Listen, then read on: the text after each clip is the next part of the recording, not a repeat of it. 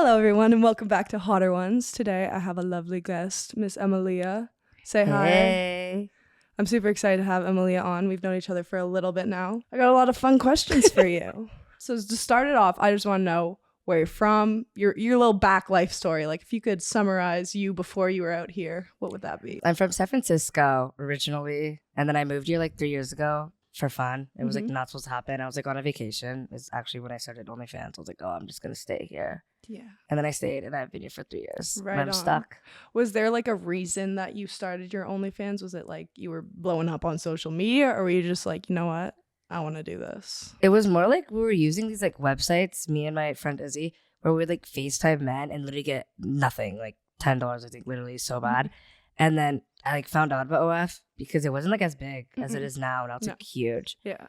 And I was like, oh, I'm going to make one. No, I didn't have a following at all. Like literally at all. Like, so when did like the following come into play? when I started like taking TikTok seriously, Mm-hmm. and then I realized that it converts, which Yeah. I never knew that. Oh, and yeah. then that's like was the best converter Mm-hmm. to my OF.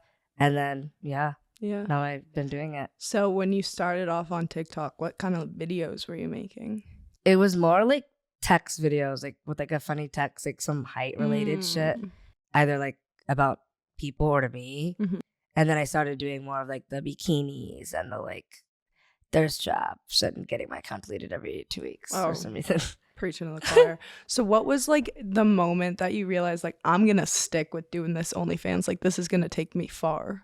When I had like a management is when I'm like, oh, I'm gonna actually like do this seriously and like it's gonna be my full-time job and like kind of treat it like a 9 to 5. Mhm. But then I feel like progressively when you get into it, you like lean back hella. You're like, oh, it's Yeah. so easy. Yeah, I feel like for sure at first when you start, it's so exciting. It's like any job. Like I feel like when you start a new job, at first you're kind of excited and like you get ready for work, and by the end of like your time at that job, you do not care. You hate what's going on. Literally. Luckily, OnlyFans is like it's by your own rules, right? Like you make content when you want to make content. And I feel like instead of being super consistent and making content every day, I would rather make really good content a couple of times a week than just trying to 100%. like spam out as much content as I can. So last 3 years you've been living in LA, not too far from San Diego, right? Like you that's not San Francisco. San Francisco. My bad. What is like the difference between your lifestyle here and there? Oh, actually, like so different. Like over there, I didn't even have like friends. I was just like I like worked at Target, normal job, normal life. I literally like bus to work and shit. Like it was so different. And then I like still lived at my parents' house, obviously. And then I like moved here, and it's like so different because now there's like no rules and like nothing, and I could genuinely do whatever. Like I literally saw you in Vegas this weekend. Yeah, we were at AVN this weekend. What We're an literally experience. there. Like Yeah. So what is your nightlife like here? Because I feel like that's kind of where I got to know you, is going out to parties and events and seeing you there. to like probably like last year, I used to like literally go out all the fucking time, like club rat.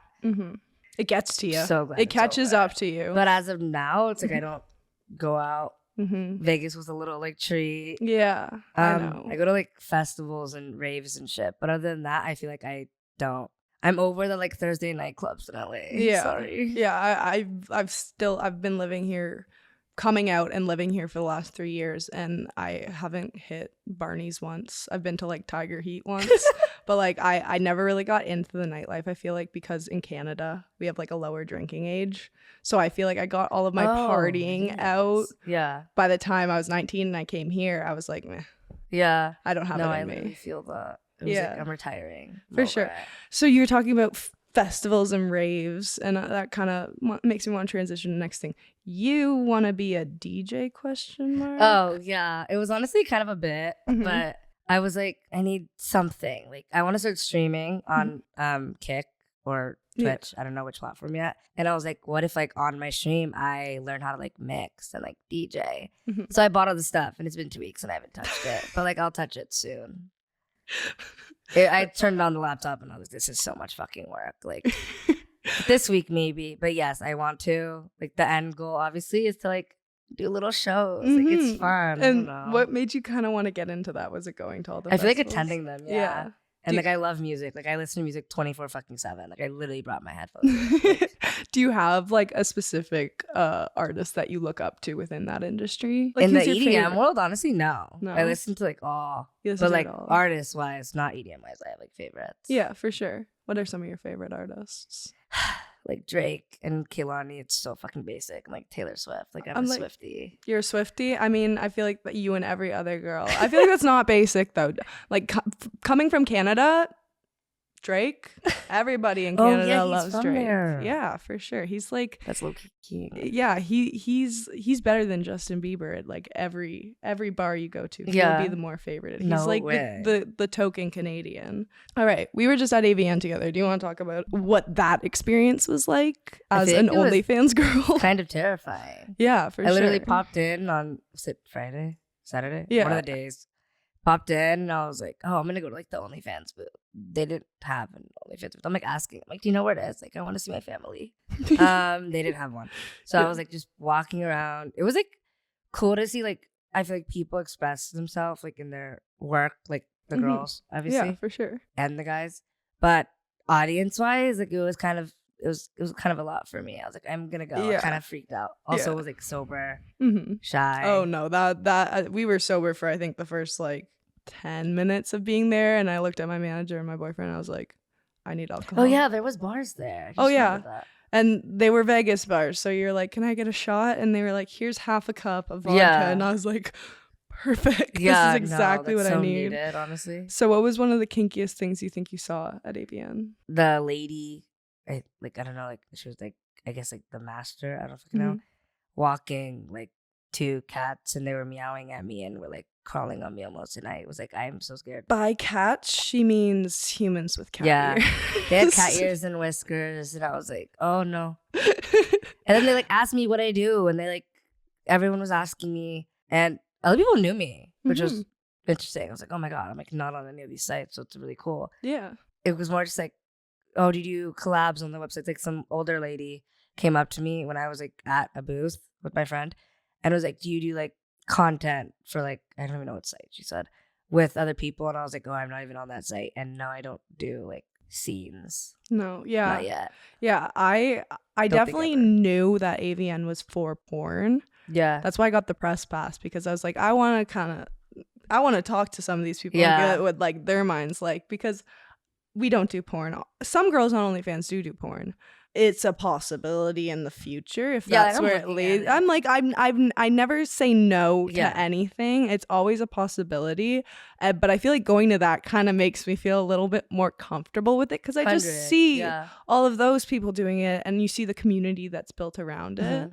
And like some people are really cool, and then some people there are not really cool, but you sign the waiver that says anyone could take a picture, you could be videographed the whole time you're there. When I was like walking, I feel like there's people recording, and I was like, bro, just like please talk to me. Like it's kind of more weird now. Yeah, I had my manager and my boyfriend standing in front and behind me, because so many random people were just snapping pictures at me, and I was like, honestly, not a problem at all. I'll like pose for it, but at least say something to me. Otherwise, I'm like, are you making fun of me? Are you judging me? Like, why do I need to have my picture taken right now?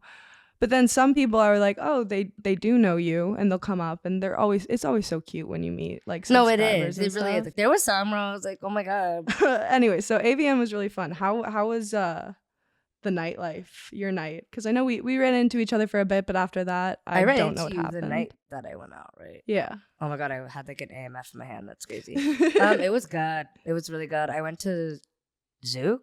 God, I think. Oh, like the club? Yeah, the club that's in the hotel. Yeah. And it was fun. We stayed out to like 3. My friend stayed out to like 6:30, but couldn't be me. Went to sleep. But no, it was really fun. I love AMFs. Do you gamble when you go out there? Are you into doing all that? Did once. I'm not a big gambler because I don't like losing, and like I get mad. Like I'll take it really seriously. Like I was up a little, and then I lost it all, and I was like, oh my god, I'm so fucking mad. Like I never want to do this again. So I try not to, because like I said, like I don't want to lose. See, when I gamble, I have this thing where I'm like, it's all fun and game. This game is totally worth $3,000. Yeah. And then you lose it all, and you're like, oh, no, it's back to the ATM, I guess. Yeah. It gets dangerous. Do you have any like 5 a.m.? Oh gosh, Jesus. you can never tell what time it is. Yeah. You're just like, money, need more money. Yeah. Do you have a specific slot game or like any of the games? It was roulette. You like roulette? I love it. I love like I just be picking a color, thinking it's gonna get on it, and they don't, and I'm like, dude, you did that on purpose. I think roulette is a good one, but my favorite is blackjack. But you can't. I need to learn how to play. You can't play at the like little machine ones. You have to go to a real table. Yeah. Because the machines are gonna scam you every time. But this was my first time where I was like strictly only going to tables for stuff. Did you win? I mean, I lost a lot, but when I went out the second day, I only took out 100 and I made it up to like 1,800, and then I walked away with $225 because I had lost all of that again. But then I was like, okay, you still won. I'm up, $125. but we don't talk about how much we lost on the first night. But that's aside from the point. I love gambling. It's horrible. I really shouldn't do it as much as I do when we go down. And Vegas is like literally the place to do it. Oh, I know. All right. Switching up topics. What kind of content are you making on your OnlyFans? Like if somebody were to subscribe to your OnlyFans, what should they expect? I do show. So it is like I go from like not showing to showing, like little levels. Yeah. Get what you pay for type shit. Yeah. And there's a lot of collabs. Like I collab with Erica a lot. Honestly, every 2 weeks, I think. There's always a new collab with me and Erica. Other little people as well. And there's just like other girls, mainly, like girl and girl collabs. I've never done a girl and boy collab. Neither have I. I've gotten like spanked by a man, but like I haven't gotten into the boy side of it. I love doing girl collabs. They're so much fun, especially when you're like friends with them. When you're friends with them, it's like not even a big deal. Like I'm like, oh, we're just like hanging out. Where like when it's like somebody you don't know that well, you're like, I've done new like girl collabs too, like a month ago, 2 months ago. I didn't know any of the people. I was like literally cold sweating. I was like, oh my God. Yeah. I have to like tell them that I'm like shy. Do you collab a lot with the other Dice girls? Yes, all the time. Yeah. And how do you like that? They're like my besties. So, like, I know your whole group looks so fun. We do it honestly often. Like if we're out, we're just like, oh fuck it, let's do it. Yeah. No, but it's mainly I mainly collab with like the little people. Yeah, because that's what people come to your page for, more or less. So is there anything like you could put your finger on that is your favorite part about doing OnlyFans? The money and like it's just easy. Like I don't know. Besides like what it does mentally, but it's easy besides that. Yeah, it's like I would rather have a mental I'm not gonna I'm like it causes me a lot of mental illnesses. I'm not gonna fully say that it doesn't affect you mentally. Yeah. But like I think I would rather have the mental toll it gives me than the physical and mental toll that I would get from like working a desk job. 100%. You know what I mean? Like at the end of the day, if work was fun, everybody would be happy. But work at the end of the day, it becomes work. It becomes your job. So what's your least favorite part about it? Would you say the mental? I feel like the opinions. Like sometimes I'll read things where I'm like, oh, that kind of hurt a little bit. Oh, yeah. But I'm not like it doesn't. It kind of hurt a little bit. Or like comments that I get on like my socials about it. I'm like, what the fuck? Like, what are you mad at? Like, what are you upset with? People who get angry for the kind of content that you post because it's not up to their standards. It's like, babe, you could find it free on Pornhub anywhere, but you specifically want to talk to me. This is like the level you're getting. Why are you complaining about that? I feel like my favorite part about this job, and it only got better, was do you ever stream on OnlyFans? Never. I would strongly advise it. Like a lot of things about this job, I feel like you get lost in it and you forget why you're doing it and like where you're at. I try to stream every single week, and like actually being able to talk to your followers and realize like, do they watch it? They watch it. That I roughly have like a couple hundred of them on a stream at once, and then we do PPV after that. But to actually like in real life kind of talk to them and listen to them and realize that these people truly support me and truly like love what I'm doing is like, it's my favorite part of the job now. I feel like it gives me the reassurance that I need to like keep going on. Wait, that's good. I've actually never thought of that. I was never like, I see it, but I've never, I guess, was like told or like. But it's like, it's not even about the money when I do the streams. It's about like me getting that reassurance that I'm okay with these people, and like not all these people are creeps, because then you go on Instagram and it's like all these negative comments and stuff. Yeah. But it's like in reality, those aren't the people who like actually support you. So if you ever I need to get into that. if you I ever need to like look thinking into it. about it, I'll give you some tips and tricks. No, I need to. Did you ever have on your TikTok like a specific TikTok that blew up that you think got you the traction that you have now? Oh yeah, I feel like many. Like my first one was like me, God, making like a size joke. I was Mhm. like, eh. And then that's what actually got people to go to it. And then me and Erica did this like bikini video to a Jack Harlow song, and it got Mhm. like 30 million views. I was just gonna say I know exactly what It you're got talking taken about. down though, and it's not existing anymore. my and that's God. so fun. But no, that video like fully changed it for both of us, and it was Mhm. like, oh, Mhm. they're the two like Yeah. little people duo, I guess. Yeah, I don't feel know like how to refer I to feel it. like most girls that I've like done these interviews with have that kind of one moment where Yeah, they blew up on some sort of platform, and from there it just kind of skyrocketed. So it's and really that moved cool. it. Yeah. Yeah. And like you would never think like, oh, me making like, for example, me making a video of a tripod going up my ass would I saw that, cause dude. me. That shit was crazy. I literally, somebody came up, an actual porn star model came up to me. Oh my God, I can't remember her name. It was something like Anarchy. Anyways, she came up to me and she yelled at me, "Oh my God, tripod girl!" And I'm like, that happened 4 years That was ago. like, no, when I saw that in your pin, I was like, wait, this is kind of so funny. Like, Well, I'm like, I gotta keep it up on the pin. You saw the amount of views it got. I'm like, yo, because now the views aren't where they're at. I'm literally, like, mine are so bad. TikTok. But the thing about TikTok though is it's so oversaturated now. Mhm. There's a reason we all jumped over to OnlyFans. Like, you used to be able to make good money off of TikTok. Yeah, now. like brand deals and shit. There's nothing. Like, couple hundred, couple thousand a month off of it, but like nothing. There's also all like the TikTok shop thing now. So I don't even use right, it. right. And you go on TikTok and it's like, it's either OnlyFans girls trying to like Yeah. promote themselves, or these like whole new wave of creators that are Yeah. like popping right now. And I feel like that happens like every 6 months. Because when I blew up, I had like 6 months of like every video I did Me so too. well, and then it just started going down after that. And there's like nothing you could do. I'm I like, feel like Instagram Reels is better. oh, I love Instagram. Love it. I get stuck on Instagram Reels for so long. Like, I literally had my plane like took off and I had bought Wi-Fi, and then the plane landed and I hadn't gotten out of Instagram No Reels. And I was way. like, I love watching oh your my reels. I gosh. see them. shout out Haley. Haley posts my No way. Reels. We were doing some research on you, Oh no. and you were in an iShow speed stream. Oh yeah, like 2 years ago. It was with Adin Ross. That actually, I'm not gonna lie, is what probably gave me my platform. I think that was like the biggest thing. Yeah. Cause they like asked if I wanted to do an e-date. Didn't know what it was, but then it ended up being in person. Mhm. And I don't know, we were just like on live, and then we filmed like solo TikToks together. And then everyone would say that we were dating. They would also say that he was 17. He was never 17, by the way.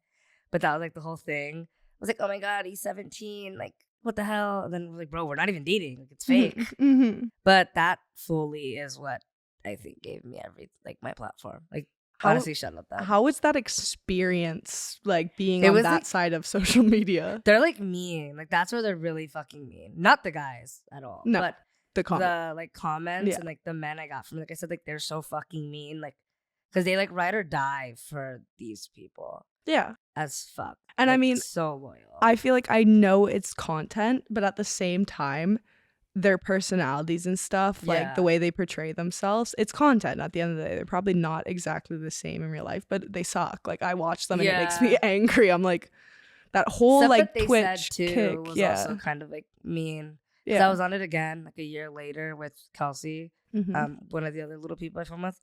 And when I like left, they were talking shit about me, and I was like, "What?"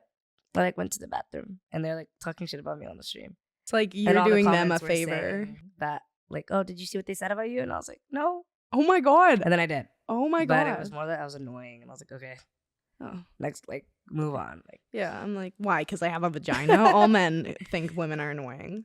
Now I want to talk about your podcast episode with Glenny Balls, because I feel like I know you a bit. The way you portrayed yourself on that. oh, dude, I was so shy on that. I didn't Mhm. watch it. You didn't watch it? No. I did.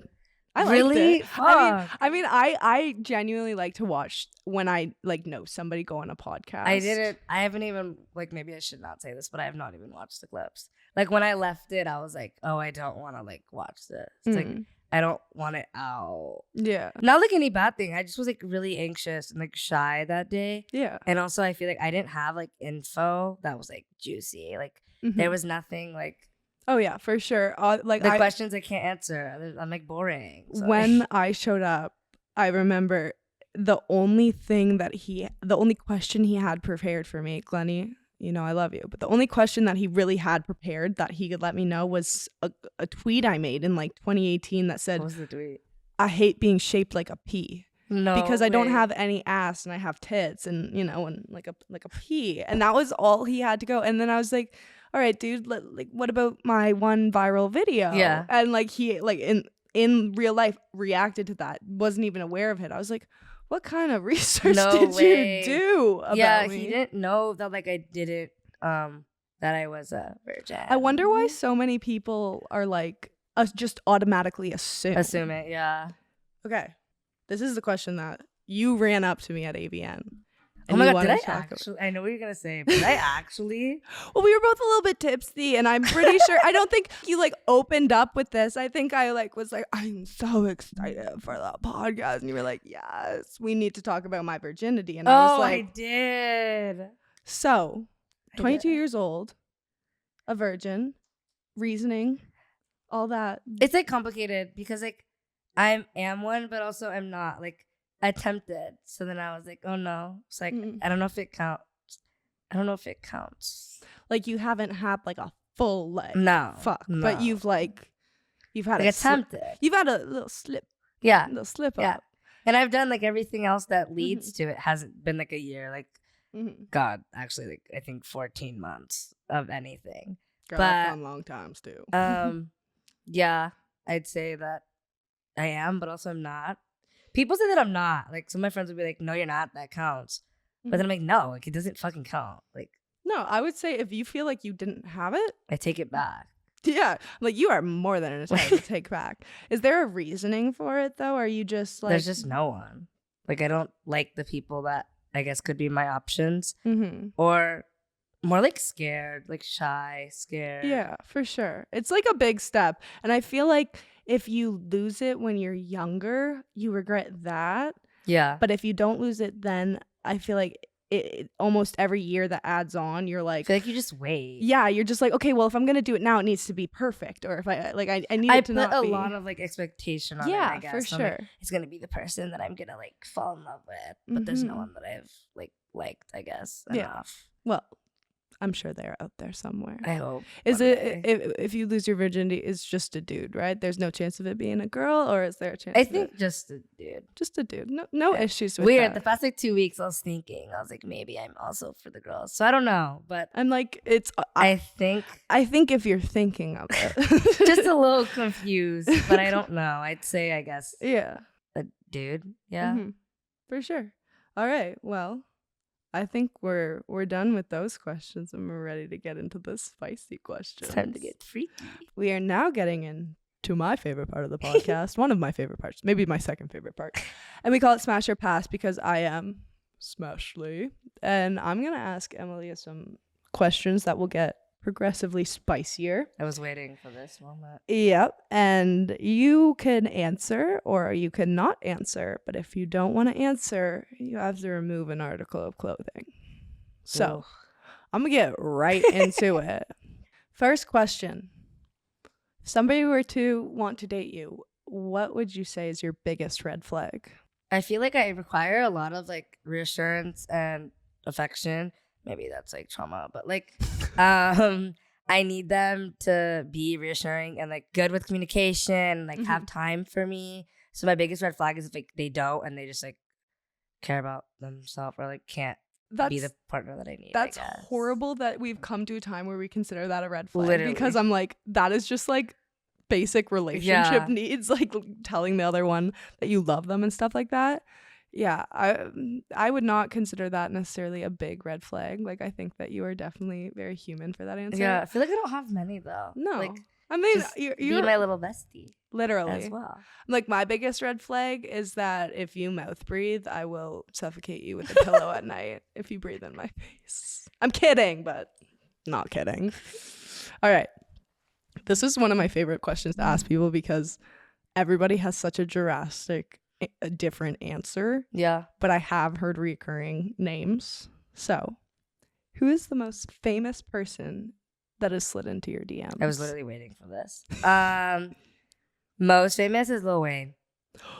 Oh my god! I think I also said that on my other pod, but yeah, that's like the most famous. But there's like a lot of rappers. Really? I'd say rappers are NBA players, and then NBA players. Yeah, I don't know the names of them though, but I just know they're on teams. Like one's from the New York Knicks, and he's like 7 feet tall. But I don't egg it on. Like I text them, but it doesn't really go anywhere because like I'm scared. Like I met Lil Wayne at Hyde. That's how he got my number. Like he had this person ask for my number, and then started DMing me instead of texting me. Does kind of both, but it's normally at like 4 a.m. and I don't do anything. Oh my god, you wouldn't do it. You wouldn't even. He's like 46.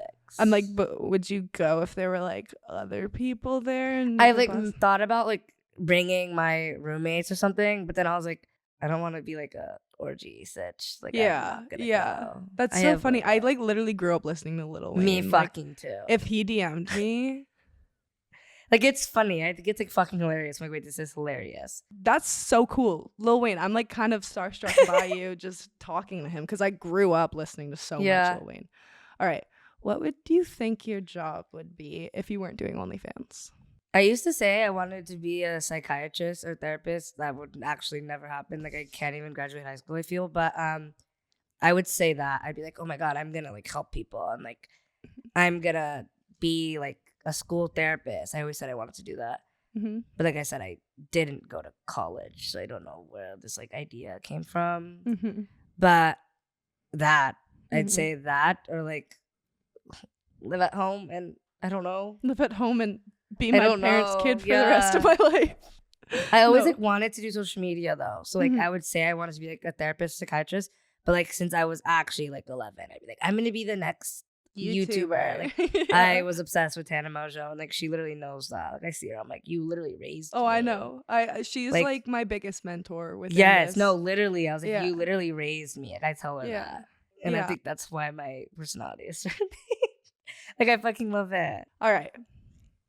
I love asking this question. If you don't answer it, I'm gonna answer it. What's one OnlyFans creator you hate? This is where I'm gonna take off my top. We're gonna take off our tops. Just don't want to start anything. I'll like get right into it, and this has been